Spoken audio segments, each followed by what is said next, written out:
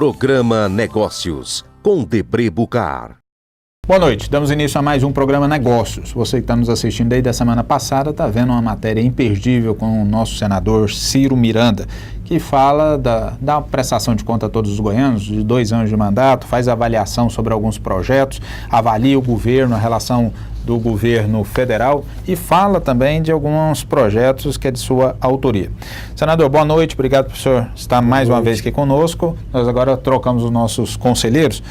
Temos a participação do Ivan Marques, presidente da Câmara Brasil-Portugal, doutor, advogado, que sempre nos acompanha, e ele, Cláudio Curado, presidente do Sindicato de Jornalistas do Estado de Goiás e âncora do JM com Kleber Ferreira. Boa noite.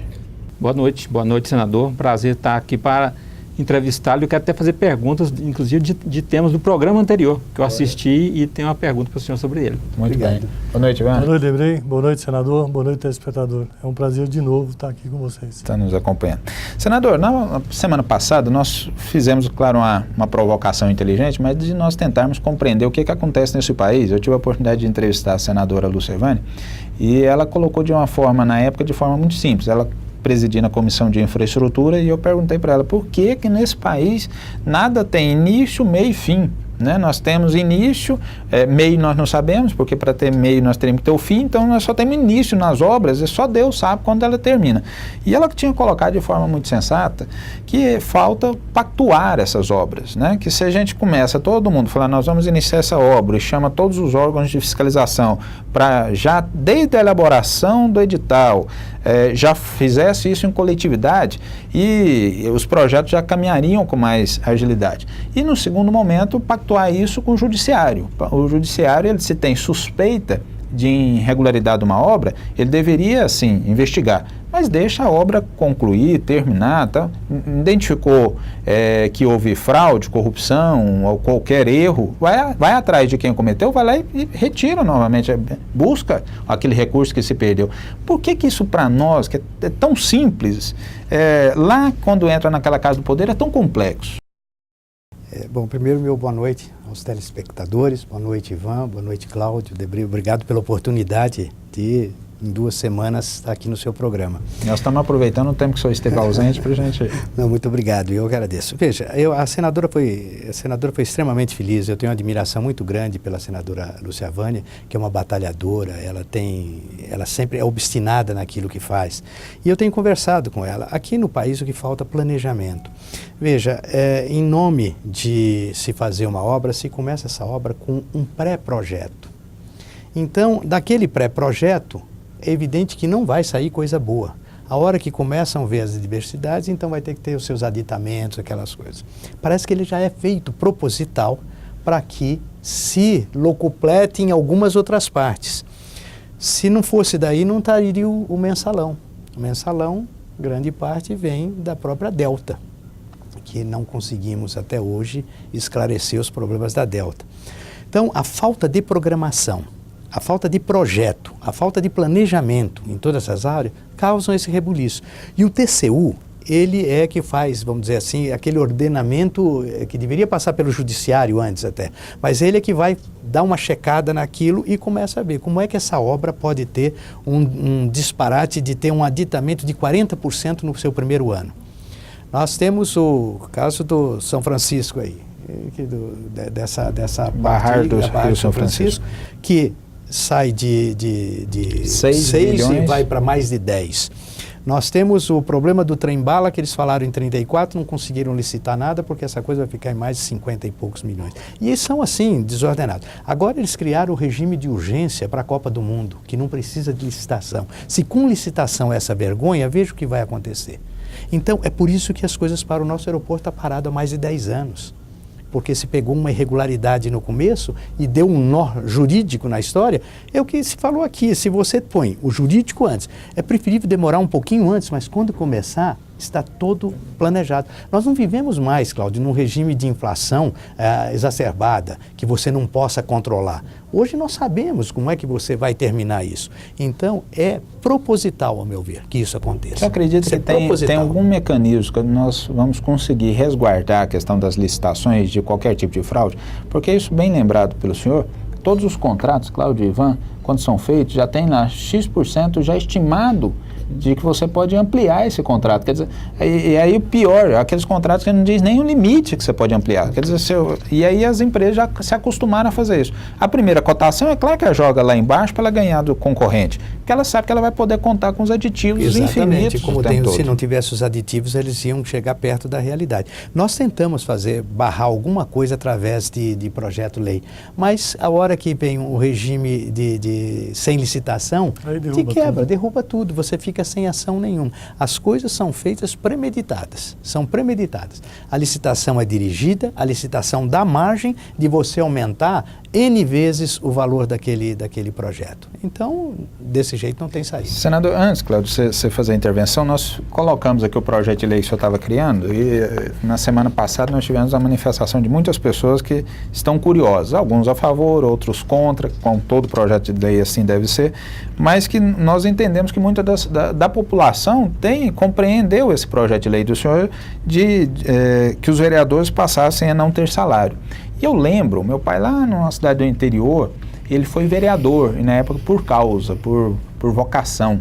E na época não tinha remuneração e as pessoas eram vereadores, representantes daquele município que se reunia lá praticamente da mesma forma que hoje, 2 vezes por mês praticamente, mas defendia a sociedade e ele era uma pessoa de respeito, vereador lá do interior, sem remuneração.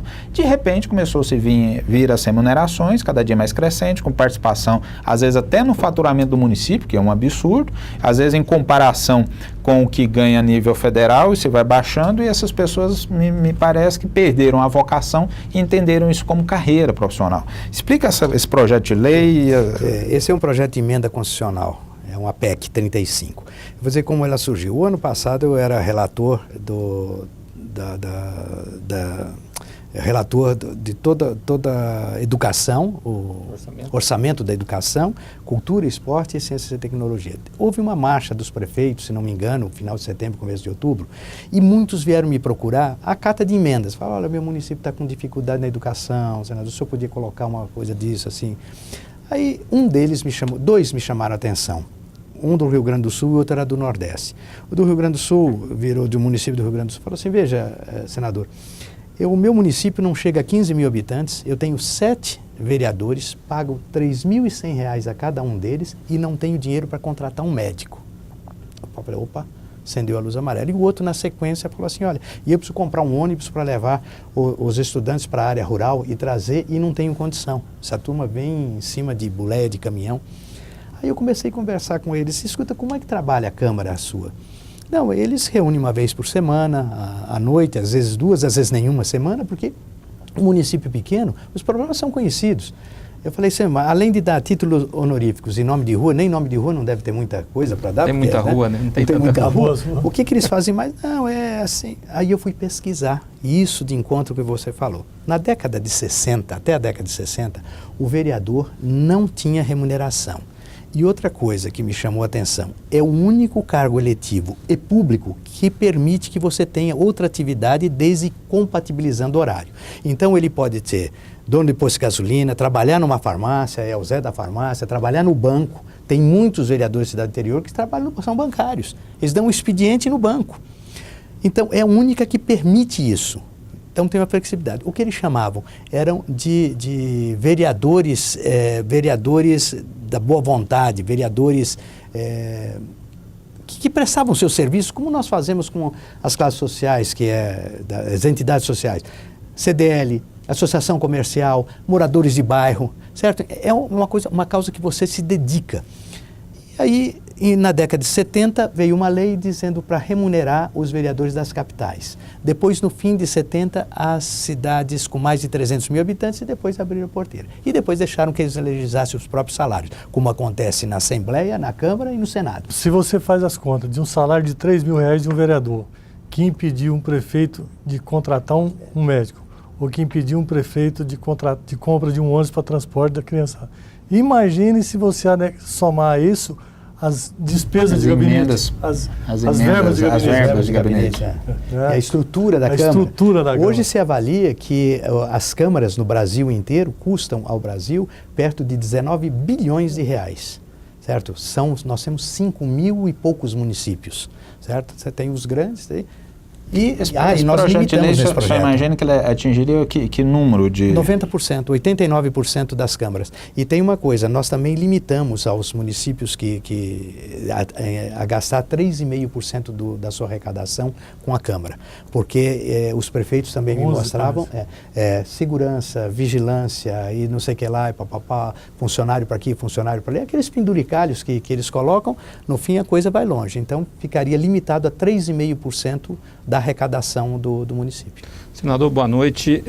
Esse projeto eu acho interessante, mesmo pela coragem do senhor, parabéns pela coragem, as pessoas dizem realmente o que o senhor falou, que você vai perder o apoio do quanto é vereador para na eventual candidatura à reeleição.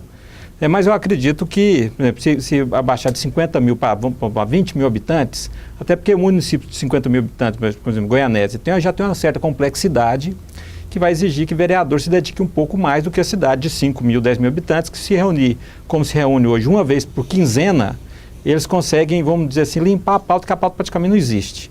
Mas você falou de onde ele vai perder voto, mas você acredita que ganharia voto da população? Eu acho que sim. Agora, eu acho que, falando de diminuir para 20 mil habitantes, até não, para... Eu concordo com você, mas reduzir a resistência dos partidos lá dentro. Se eu começasse com 20, esse projeto ia terminar com 2 mil, cidades com 2 mil. Então, 50 para poder 50 negociar já o parlamento. É um número para brigar, mas a ideia do Aloysio é realmente passar para os municípios com 25 mil habitantes. Então a gente vai falar baixinho para ninguém ouvir isso aqui fora do programa. Mas não adianta, aqui no Brasil é assim, se você, eu for falando que não tem remuneração, alguém já falou assim, não, mas vamos dar um salário mínimo ou 2 para ajuda de custo, para cobrir as despesas de transporte. É a margem de negociação. Se eu já entro com 2 salários mínimos, eu vou terminar com o salário dele. O cara que mora no município de 10 mil habitantes, ele não precisa de transporte, ele vai a pé para a Câmara, né? Isso é bobagem. Mil habitantes já são municípios de porte, mas a gente tem que negociar. Até pela complexidade hoje, por exemplo, a questão ambiental já tem uma certa complexidade que não tinha. Exatamente.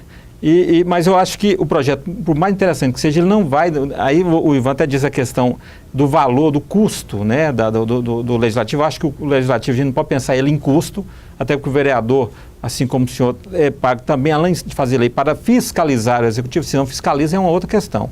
Mas não vai na raiz, para mim, do problema, que é essa péssima distribuição dos recursos do Brasil. É inaceitável, e aí nenhum governo federal fez isso, e aí o Legislativo também, eu acho que é meio omisso, de não rediscutir o Pacto Federativo da União continuar. Eu só disse no programa anterior sobre a questão de contribuições, com 65% da arrecadação do país. Quer dizer, só vai resolver um problema, eu acho que tem que ser voluntário mesmo, mas não ataca a raiz do problema. Eu concordo. Como é que você vê essa questão? Bom, eu acho que isso é uma escada, esse é um primeiro degrau.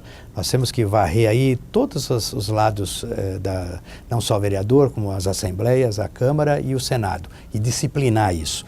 E também o Pacto Federativo é a ordem do dia, é o que nós mais lutamos lá. Se enquanto não se rever o Pacto Federativo, nós vamos ficar presos. Isso vai continuar acontecendo, o município cada vez mais pobre, os estados com grandes problemas e a União dominando. Se não tiver uma reforma no Pacto Federativo, que é o que se fala toda hora, mas só que o governo, quando coloca o Pacto Federativo na mesa, ele vai e elege uma turma de notáveis para discutir isso. Não é assim que a gente faz, não é só com notáveis, a gente tem que respeitar esses notáveis, mas você tem que ver a realidade, tem que descer ao fundo da raiz. O que está acontecendo lá embaixo? Como é que eu vou resolver isso? Porque teoricamente é muito fácil. Então isso fica numa discussão que não interessa, na verdade, ao governo federal resolver isso. A situação dele é cômoda. Senador, eu vou interrompê-lo juntamente com Cláudio Curado, Ivan Marques, para que nós possamos aqui trazer as empresas que investem e tornam o programa Negócio Possível para todos os goianos. Em seguida, nós voltamos com essa entrevista imperdível com o senador Ciro Miranda e com um dos maiores jornalistas do estado de Goiás, Cláudio Curado, e o Ivan Marques, presidente da Câmara Brasil Portugal. Vamos lá, não sai daí não. Foi legal o jogo, né? Alô? Oi, cadê você? A gente não ia se encontrar? Coca-Cola Zero apresenta O Impossível é Possível. Uau, bonito vestido, hein? Mudança de planos, baby. Acesse o site e viva o impossível. Coca-Cola Zero é possível. É delícia demais. Creme mel com frutas naturais. Leite puro, o sabor que vai te conquistar. giramel, abelhinha pede mel, cobertura especial, o sabor sensacional para toda criançada e pra você também. Tem Creme Mel. Creme Mel, alimenta e é gostoso. Isso que você vê e vive já é passado. Veja, viva e adquira o novo. JCB é a máquina. Você só encontra na Locagin. Mais uma máquina JCB. Novidade. Só a JCB tem. Direção independente nas 4 rodas. Única do mercado. Cabine fechada com ar-condicionado. Sistema de segurança do retro. Banco giratório de 180 graus. Uma máquina diesel sem HP. Essa máquina você encontra na concessionária Locagin JCB.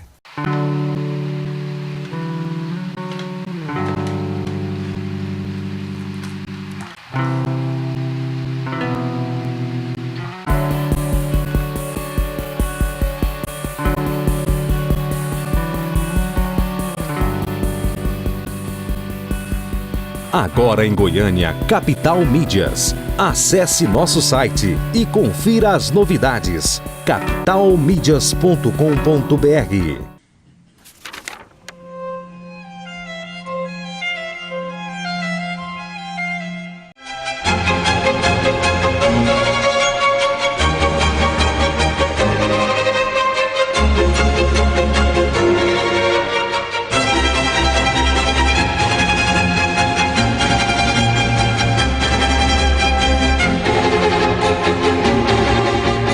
Lancaster Grill. Sintonia com sabor.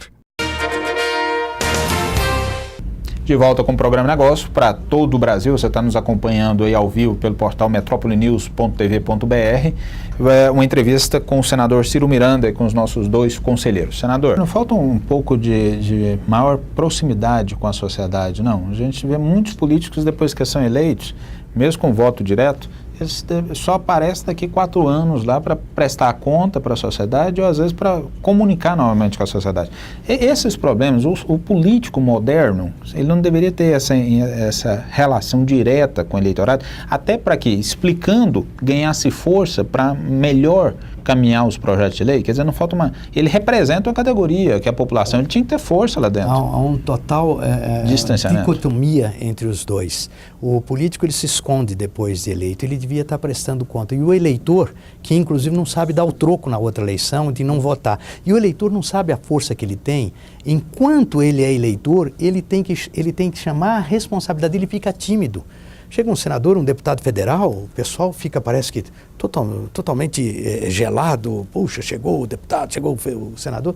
Meu amigo, você é meu funcionário, sou eu, através do meu voto, eu é que lhe pago. Tem que ter a ver cobrança, e não tem cobrança nesse país. Deixa eu fazer uma defesa da classe política, até porque trabalham muito, não é só em plenário. Por exemplo, quando o senhor estava fazendo a relatoria, o senhor estava trabalhando, mesmo com a assessoria técnica do Congresso. Lógico. O senhor fez um trabalho que demandou muitas horas de trabalho para fazer uma boa relatoria. Então não é só em plenário. E aí, hoje, a maioria dos políticos utilizam redes sociais, visitam periodicamente as bases eleitorais. Agora, o eleitor não faz a parte dele, o que o senador falou de cobrar, de se interessar mais pela atuação do político. Quantos eleitores entram no site, por exemplo, do senador para saber como é que está funcionando? Não tem uma responsabilidade. Eu sou cobrado. A gente fica cobrando político, mas tem um cobrado de quem elegeu o político. E outra coisa, a gente não pode jogar todos na vala comum, porque você tem bons e maus profissionais em todas as áreas, seja no judiciário, no religioso, no executivo, legislativo. Você tem gente boa, tem gente interessada, não é que a casa seja um desastre total, mas existe pouca cobrança por falta do povo. Se o povo soubesse o valor que ele tem com o voto, não é você só aparecer 6 meses antes e dizer o que eu vou fazer. Você tem que dizer o que eu fiz. O povo devia chegar e falar assim, não, o que o senhor fez? Aí e o senhor me prove, me mostre o que o senhor fez. Aí, bom, então o senhor tem credibilidade. O que eu vou fazer, todo ano é o que eu vou fazer, o que eu vou fazer, o que eu vou fazer. Então, tem que mudar. Isso vem da parte que nós começamos a falar no programa passado da educação, certo? Então, um povo que não é politizado é um povo que se contenta com uma camiseta, um par de botina, uma cesta básica. Quer dizer, você não dá porta de entrada para esse pessoal. Senador, eu elogio muito o ex-presidente Luiz Inácio Lula da Silva. Acho que ele acertou em muitos. Eu não vou avançar nesse programa e falar do que eu acredito que ele fez corretamente. Mas eu vou fazer uma referência àquilo que eu acho que ele errou. ele veio dos movimentos sociais, das associações e sindicatos. E eu vejo, Cláudio, Ivan, um período antes do Lula, e que ele foi eleito para essa categoria, essas instituições com determinado peso, representatividade, né?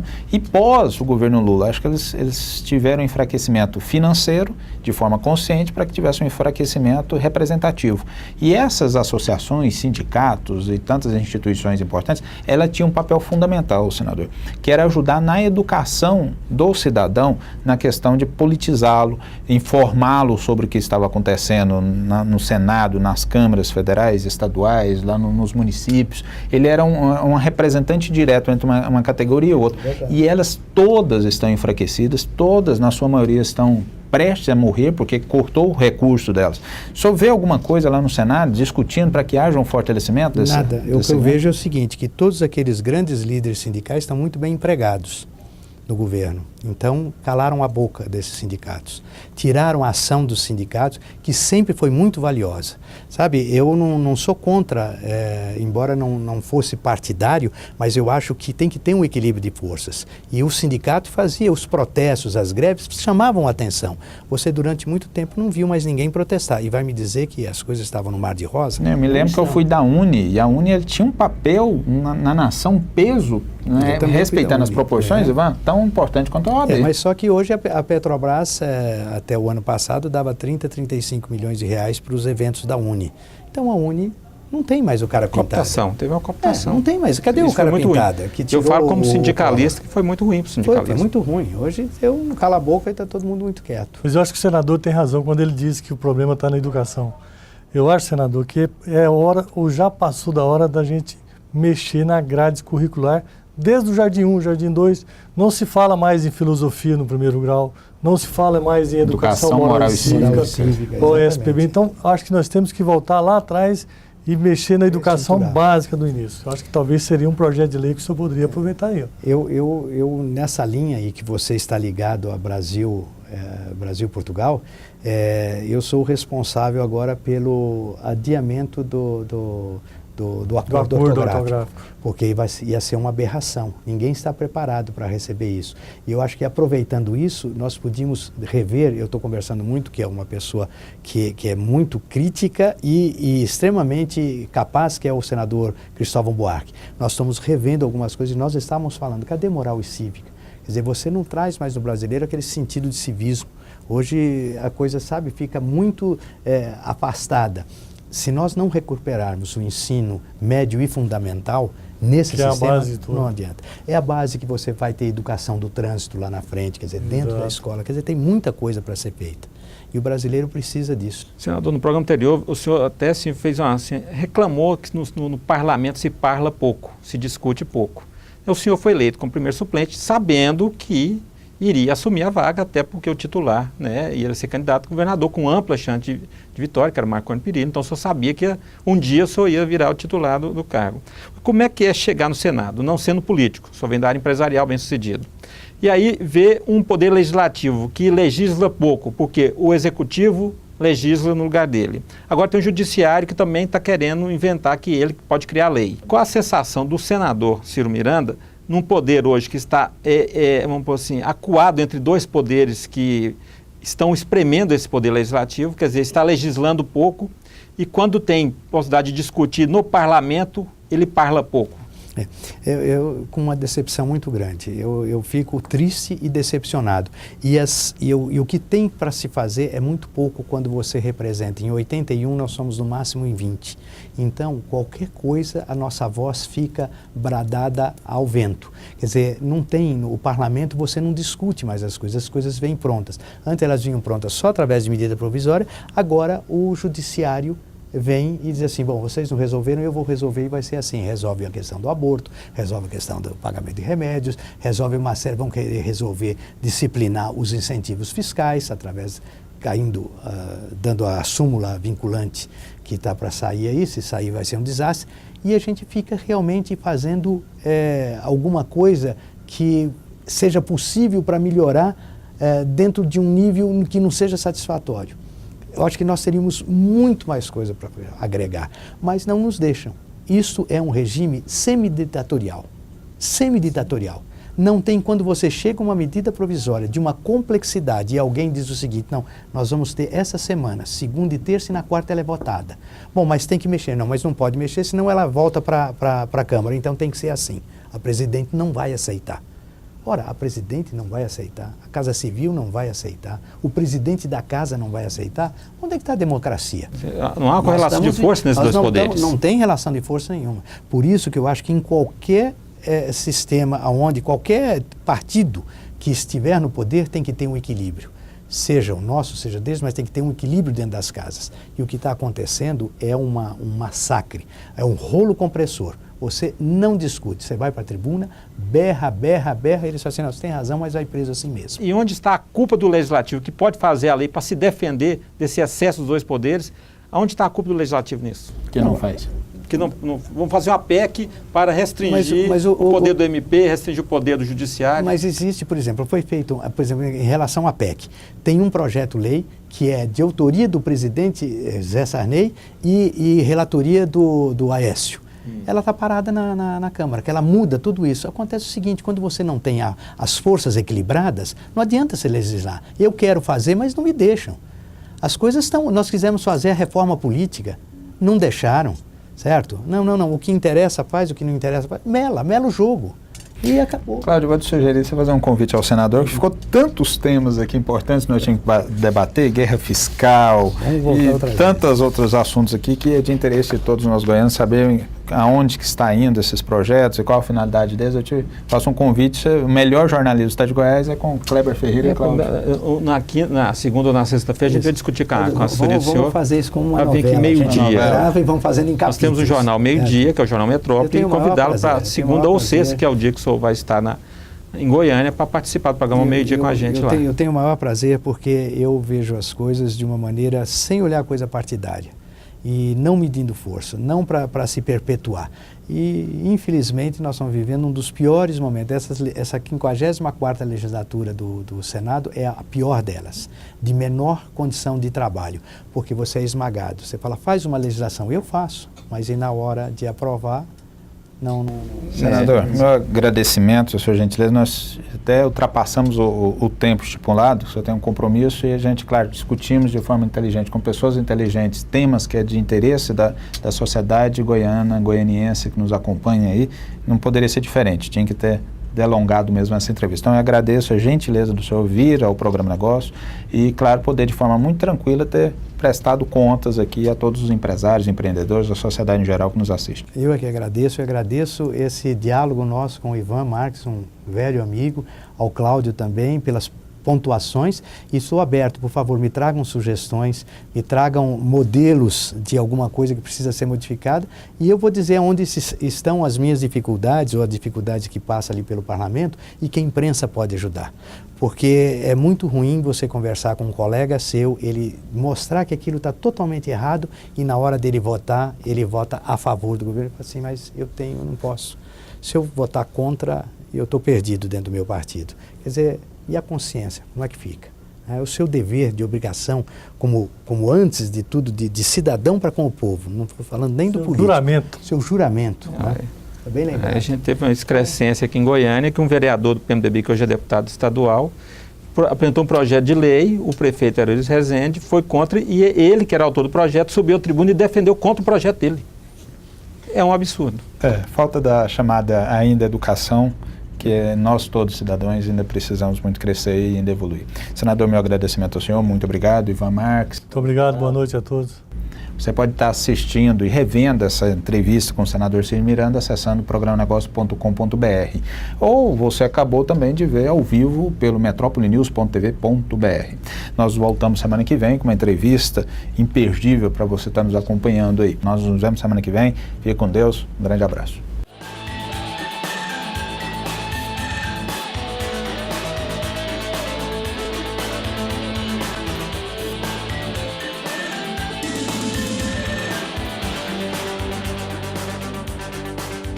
Programa Negócios, com Debré Bucar.